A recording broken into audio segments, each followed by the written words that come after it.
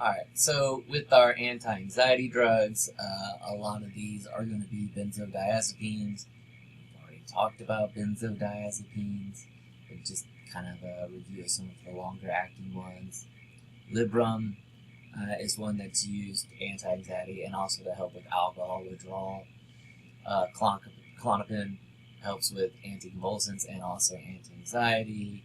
Valium, really important pre-op medicine, helps with alcohol withdrawal, muscle relaxer, does a lot of stuff, right? Dalmane is a hypnotic that we talked about when we were talking about hypnotics. So the way they work, again, your benzodiazepines bind to the BDZ receptor to keep these chloride channels open longer when GABA binds. Some short-acting anti-anxiety drugs, Xanax, Ativan, Restoril, Halcyon. Might have heard of some of these. This is a good hypnotic. Your triazolam, we talked about that. We talked about our hypnotics. Xanax, really good, especially for panic disorders, PTSD, that kind of stuff. Ativan helps with sedation, anticonvulsants. Do not take your anti-anxiety drugs with other CNS depressants or Tagamet. Tagamet is an antacid drug. And what it does is it stops the metabolizing of your benzodiazepines, and so they hang around your system longer and could cause an overdose if you don't adjust your dosage. A good thing to know about anti-anxiety drugs is that they don't cure the anxiety, right? They just make it more bearable. And too often, anti-anxiety drugs are kind of just used as a crutch to avoid the discomfort or the stress, to deal with whatever problem is causing you anxiety to begin with, or dealing with whatever is causing you personal unhappiness. These drugs you can have a dependency on these drugs. When taken for a long time and then stopped, you can have withdrawal effects like tremors, hyperactivity, nervousness, and anxiety. Flumazenil is a good one if somebody has overdosed on benzodiazepines because it is an antagonist. It can stop the overdose. Bupropion or Buspar. This is primarily an anti-anxiety drug with little sedative or hypnotic effects. So this one is very specific, unlike your benzodiazepines that kind of, run the gambit from anticonvulsants to hypnotics to sedatives, skeletal muscle relaxants. This one is primary anti-anxiety. Not sure so much about the action, but we do know it's antagonistic to serotonin, and so it blocks serotonin from binding, which can cause anxiety. High serotonin has been linked with it. Not to be confused with bupropion,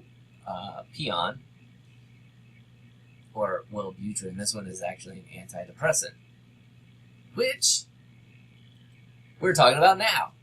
So our antidepressants, psychomotor stimulants, and lithium all kind of go into this one, counteracting depression. So mental depression is the opposite of your psychosis, right? You will see changes in mood and behavior and are indicative of low norepinephrine and serotonin. So why psychosis was high serotonin, anxiety is high serotonin, depression is low serotonin. And so here you can see a couple of the signs of depression: feeling frustrated, hopeless, decreased in appetite, difficulty sleeping. One thing to note is that antidepressants can increase the risk of suicide, especially in younger individuals. And something that I had seen before is that in people who are like really depressed, and then if they get on an antidepressant, I mean, they're still depressed. It takes weeks for it to really like kick in full gear, and it pulls them out of depression just enough to attempt suicide. So they were so low that like they don't want to do anything. They want to kill themselves, but they just don't have like the drive to do it.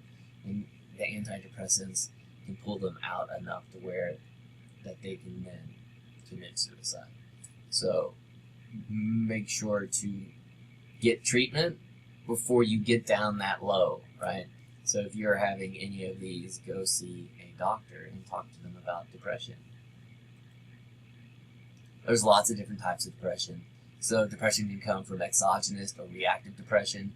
This is typically, it happens if you've like had a death in the family or you've become unemployed. Some event has happened in your life outside of your individual self that has caused you to become depressed. Major depressive disorder, MMD, this is typically more serious. This is going to require lots of psychotherapy and drug treatment. It comes from inside.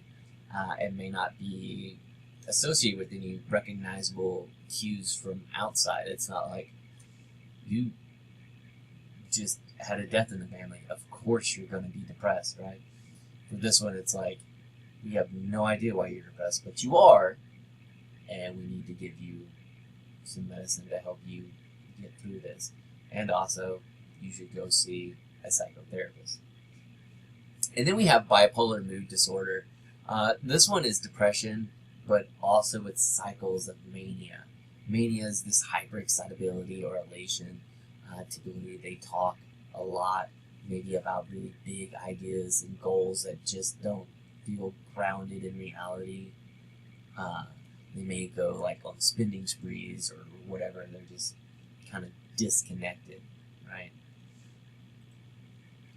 So our depression treatments, we have a couple different classes. SSRIs, selective serotonin reuptake inhibitors, serotonin norepinephrine reuptake inhibitors, tricyclic antidepressants, monoamine oxidase inhibitors, psychomotor stimulants like amphetamines.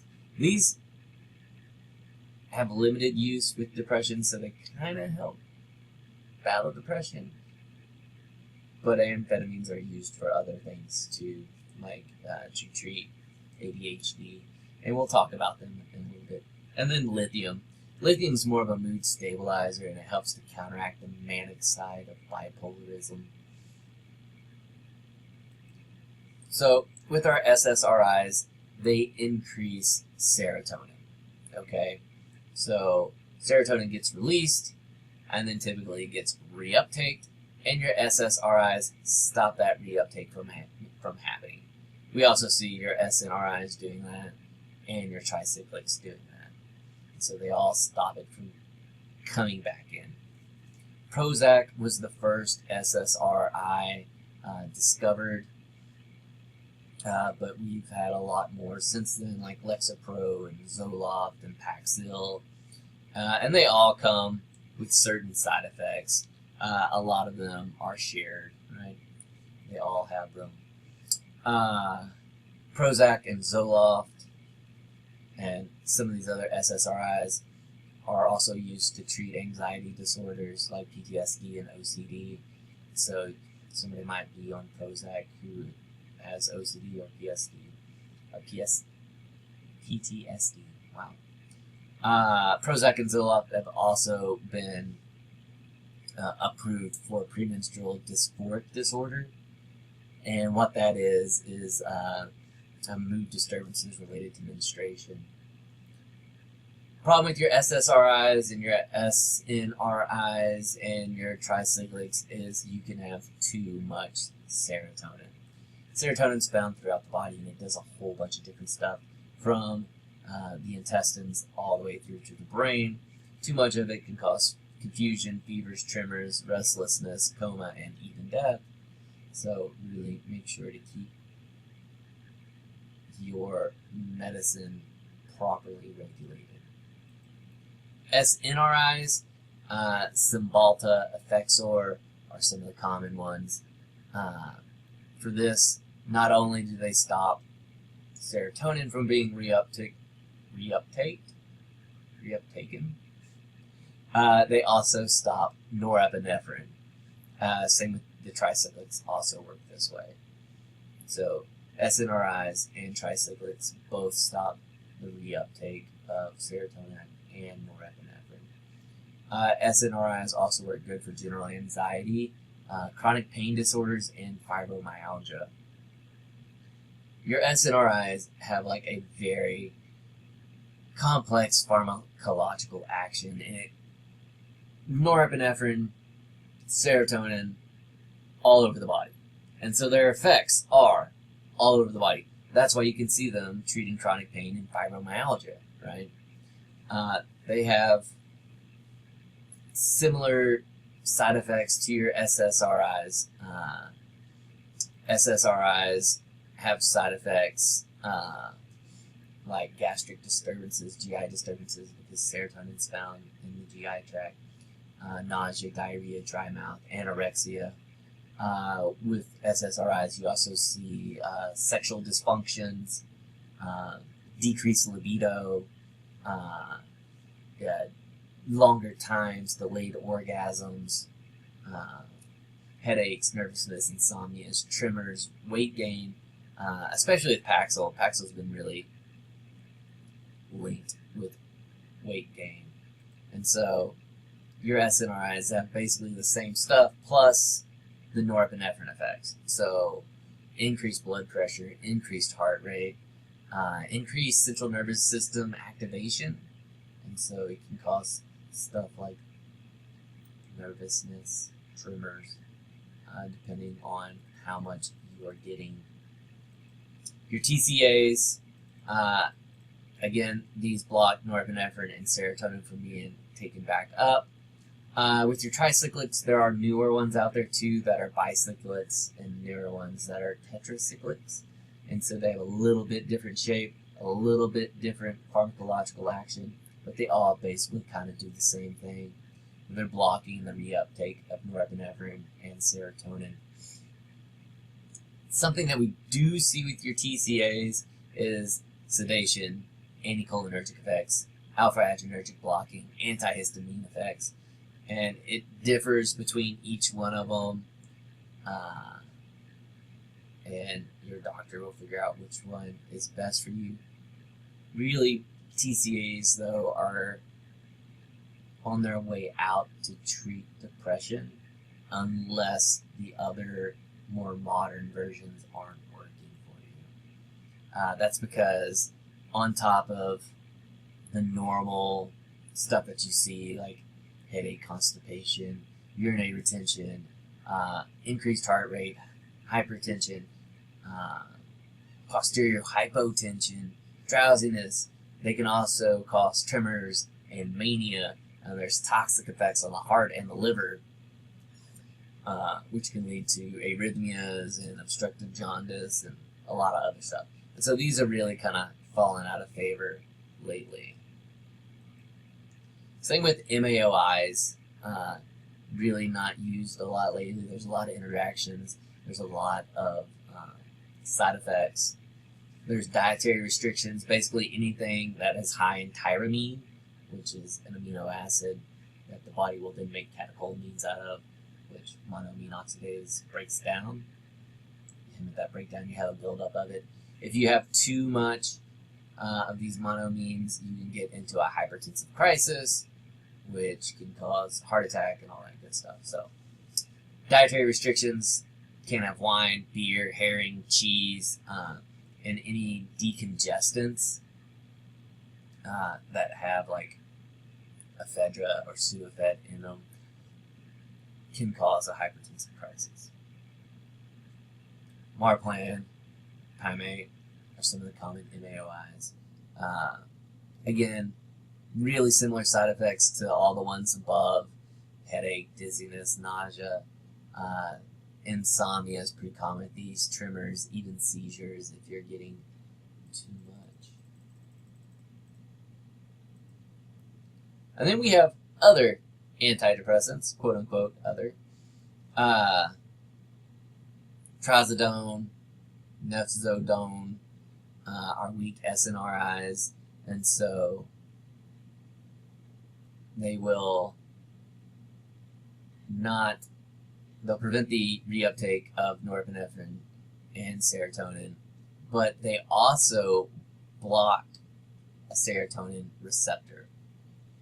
And it's the blocking of the receptor that really gives it its extra power, that helps it do something a little bit different.